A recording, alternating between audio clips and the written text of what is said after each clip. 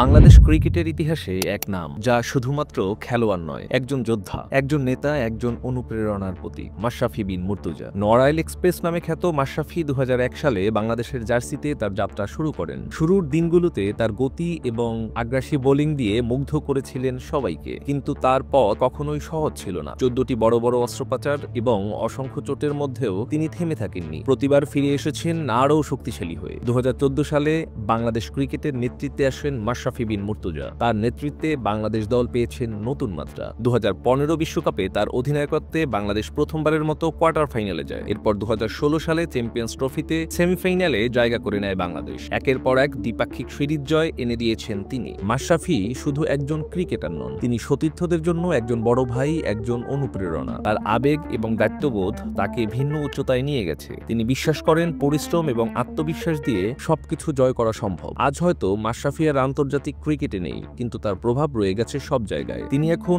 রাজনীতিতেও নিজের জায়গা তৈরি করেছেন, দেশের সেবায় নিয়োজিত করেছেন নিজেকে। তবে আমরা জানি মাশরাফির মতো মানুষ কখনো থেমে থাকে না। একদিন হয়তো তাকে আবার ক্রিকেটের মঞ্চে বা অন্য কোনো ভূমিকায় আমরা দেখতে পাবো, সেই প্রত্যাশাই রাখি। মাশরাফি আমাদের শিখিয়ে গেছেন কিভাবে কঠিন সময়েও এগিয়ে যেতে হয়। তিনি একজন শুধুমাত্র খেলোয়াড় নন, তিনি বাংলাদেশের গর্ব। তার জীবনের গল্প আমাদেরকে বলে দেয় সম্ভাবনার পথ কখনোই শেষ হয় না। নিউজ ডেস্ক, মেহেদী হাসান অনিম, সার্স ডি নিউজ।